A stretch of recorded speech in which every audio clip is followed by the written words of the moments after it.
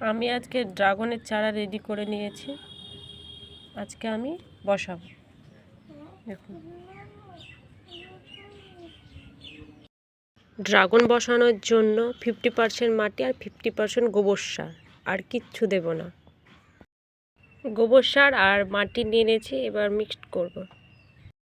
আমার মিক্সড করা কমপ্লিট হয়ে গেছে। ফলের ক্যারেটে বসাবো। ফলের ক্যারেটে মাটি নিচে পড়ার জন্য আমি পলিথিন বিছিয়ে নিই। পলিথিনটাকে ফুটো করে দেব, কেটে নেব।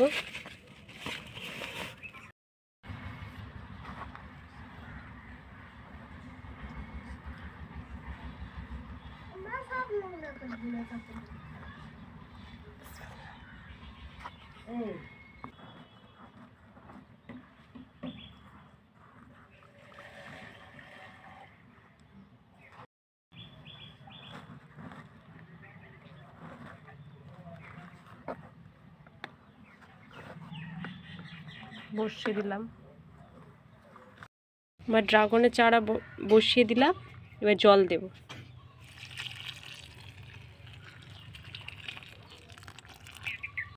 জল দেওয়া কমপ্লিট হয়ে গেছে, দেখুন।